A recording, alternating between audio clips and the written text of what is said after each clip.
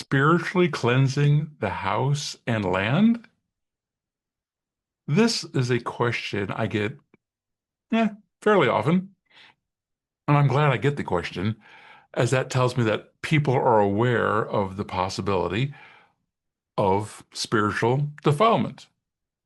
However, on the other hand, there's not enough people that know about getting spiritually defiled because there is a lot of defilement in the world, in us, in the land, in the houses.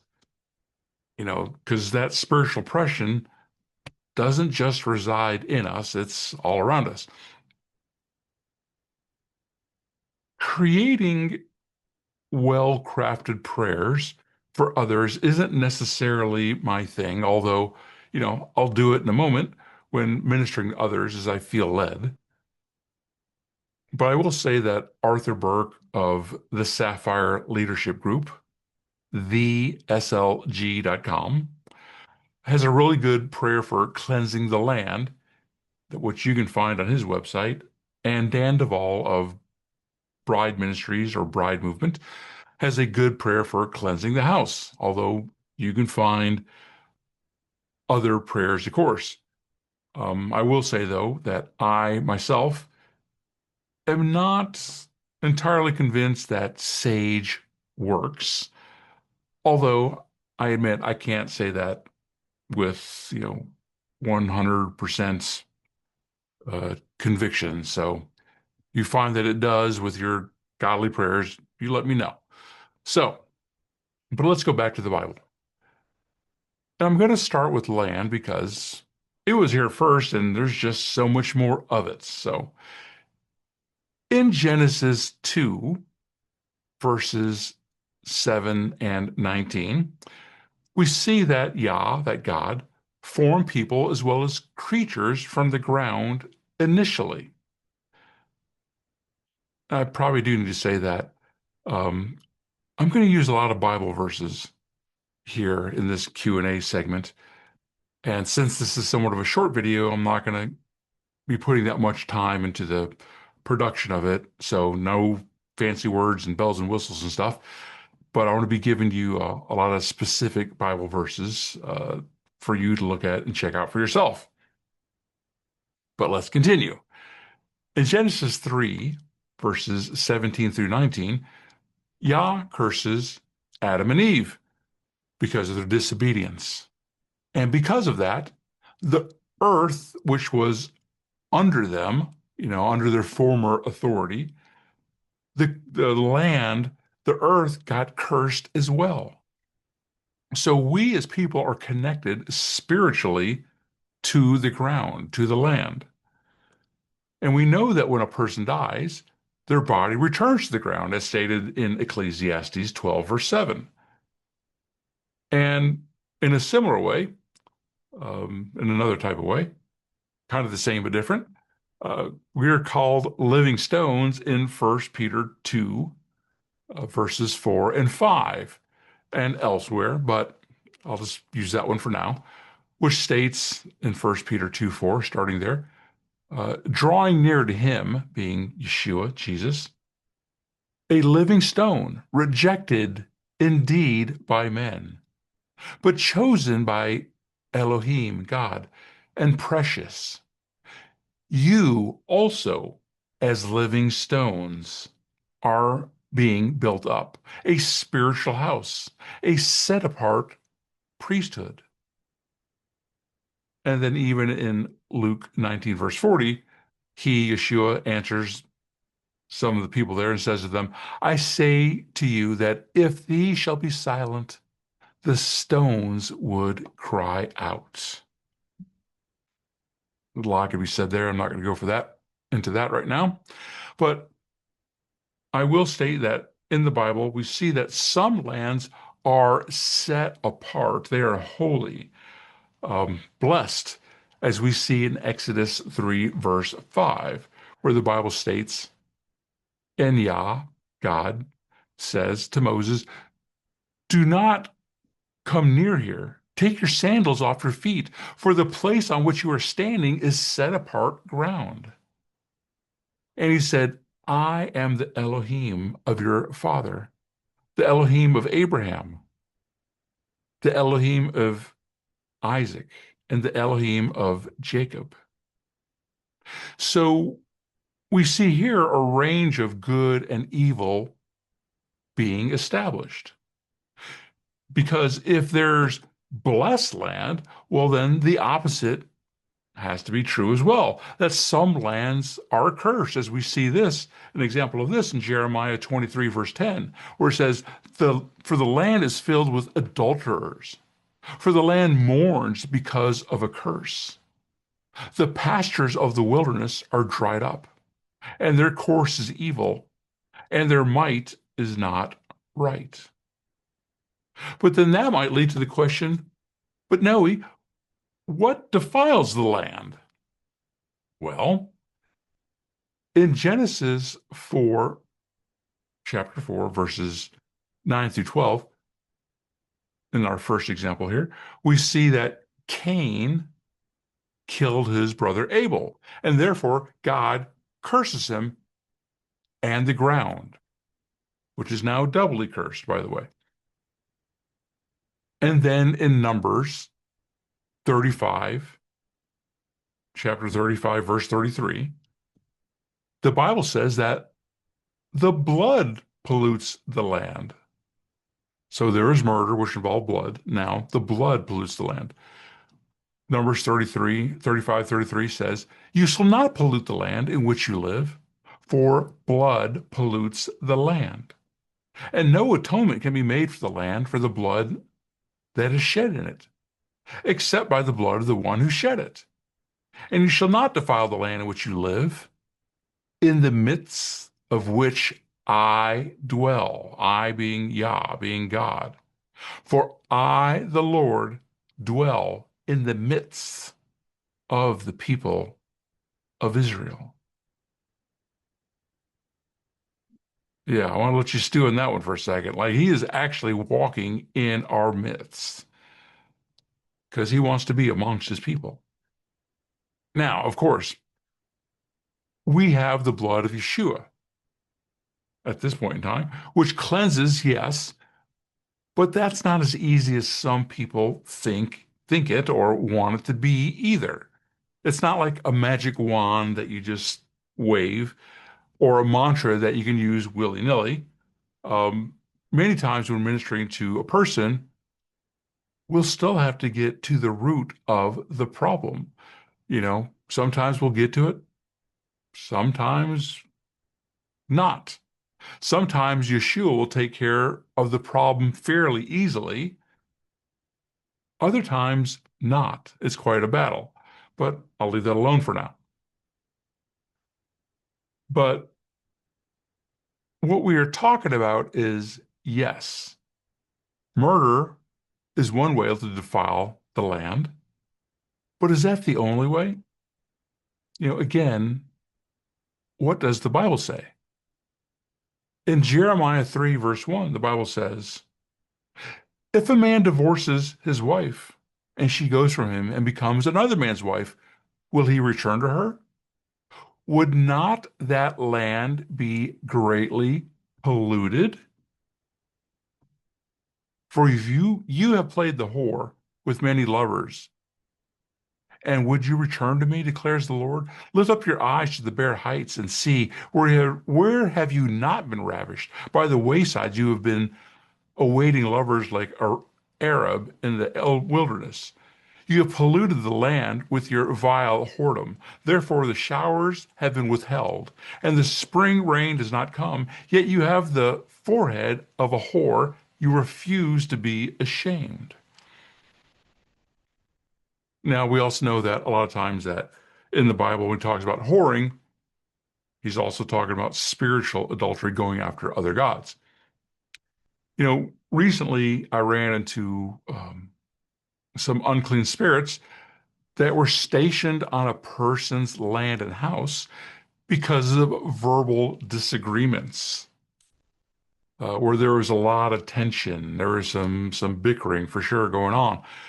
And there's much more to that story, but we found many unclean spirits in various places around the house and specific places on the land. So just like soul ties aren't created just by physical intimacy, soul ties and land defilement can be caused by emotional um, attachment, trauma, and having the wrong heart. But of course, unkosher physical intimacy, the lust of the eyes or the flesh, or the pride of life, can also cause the land to be defiled, which is plastered over every form of media in the world, by the way. And we wonder why we are cursed. Anyways, I'll move on. But we see this in Leviticus 18, which ends with these verses, starting with Leviticus 18, verse 24. Do not make yourselves unclean by any of these things, for by all these the nations I am driving out before you, you have become unclean. Because in those first few lines of 20 or so lines of Leviticus, it talks about all the things that the people, they had polluted the land, all the detestable things that they were doing. Anyways, Leviticus 18:24, and the land becomes unclean, so that I punished its iniquity, and the land vomited out its inhabitants. But you shall keep my statutes and my rules, which is the Torah, and do none of these abominations, either the native or the stranger who sojourns among you. For the people of the land who were before you did all these abominations, so that the land became unclean, lest the land vomit you out when you make it unclean, as it vomited out the nation that was before you. And while I can't cover, nor do I know everything that will curse the land, we do know that ungodly objects in the house will cause curses as they give a door, a right for the unclean spirits to be there, as stated in Deuteronomy chapter 27, where the people are warned that they will not have victory over those that oppress them until this idolatry is dealt with and removed. As the Bible states in Deuteronomy 7, verse 24, and he, Yah, God, shall give their sovereigns into your hand, and you shall destroy their name from under the heavens. No one is going to stand against you until you have destroyed them. The carved images of their mighty ones you are to burn with fire. Do not covet the silver or the gold that is on them, nor take it for yourselves, lest you be snared by it. For it is an abomination to Yah Elohim. And do not bring an abomination into your house, lest you be accursed like it.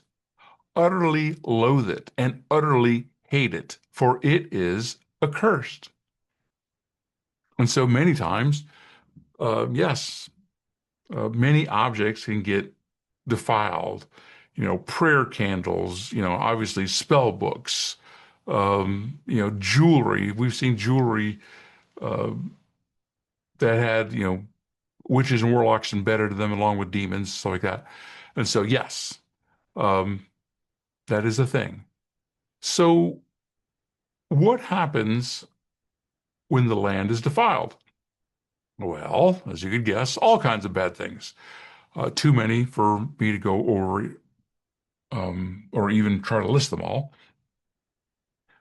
But I will say in Romans 8, verse 19, the Bible says, for the creation waits with eager longing for the revealing of the sons of God. For the creation was subjected to futility, not willingly, but because of him who subjected it, in hope that the creation itself will be set free from its bondage to corruption and obtain the freedom of the glory of the children of God. For we know that the whole creation has been groaning together in the pains of childbirth until now. So, because the land was under our authority, the land that you own, that you have title to, whatever, that is under your authority. And so, whatever you allow or don't allow, your land benefits or doesn't, from the way that you live or what you allow to happen on that land. So, in the same way, we end up in bondage to corruption and defilement as we often groan ourselves, wondering, why does life have to be so hard? Because sometimes we don't understand what it is that we're fighting. I'll just say quickly, in regards to house cleansing, as I've said many times, in the Bible, people are symbolized by tents, houses, temples. I think that's commonly understood. But I think this verse brings those two ideas together very nicely, which is Proverbs 25, verse 28, which states, "A man who has no control over his spirit is like a broken down city without a wall." So when either our physical or spiritual house is broken down, we don't have much protection from the unclean spirits who are actually invited in when people are in that state. And I see many people suffering from, for many reasons, not realizing, you know, again, that they're fighting a spiritual battle because we are spiritual beings primarily. So what I've shared um, what I've shared here is by no means all that the Bible has to say about defilement of land or houses, but it should give you some ideas as to how uh, we so easily get entangled up with sin unknowingly, as that's what the Bible tells us in Hebrews 12, verse 1. We too, then, having so great a cloud of witnesses all around us, let us lay aside every weight and sin which so easily entangles us. And let us run with endurance the race set before us, looking to the Prince and Perfecter of our belief, Yeshua, Jesus, who for the joy that was set before him endured the stake, having despised the shame, and sat down at the right hand of the throne of Elohim, of God. But I'll just end with this verse, Proverbs 3, verse 33, which states, "The curse of Yahweh is on the house of the wrong, but he blesses the home of the righteous." So I pray, much as Joshua stated, that he said to those uh, Jewish people that were rebellious, those people that were rebellious, he's like, look, choose this day whom you'll serve. But as far as for me and my family, we will serve Yah. But I pray that this blesses you. I, at the around the Day of Atonement, somewhere there every year, I will pray a blessing over my land. I'll actually go around the perimeter of it. I don't have a big parcel. I don't have like 10 acres or anything like that. Um, and I will go around with it. I'll do a communion. I'll say the prayers that I'll put uh, here in the description, or at least my version of it. And so, and I'll put salt and wine and oil and bread and stuff like that on the land and bless it. And I have done this with one lady in particular. I was blessed her land and did some deliverance with her. And then she had called me later on. She was like, "Well, no," she's like, "after you bless the land, after we blessed the land," she was like, "Oh my gosh, it was, just things changed." And I was like, "Cool." And I was like, "How did the deliverance work?" She was like, Yeah, I was okay, but the land blessing is what, made a huge difference. And so, anyways, I just pray that this blesses you. I just want you to be blessed and just this is Noe with Walk with Yah. You can find a lot more videos. Um, if you connect with Walk with Yah, teach about spiritual warfare, you need to know about this stuff because this is how he set things up for us to get blessed. And when we do things his way, hey, we'll get blessed. So, anyways, shalom, and I pray that that blesses you.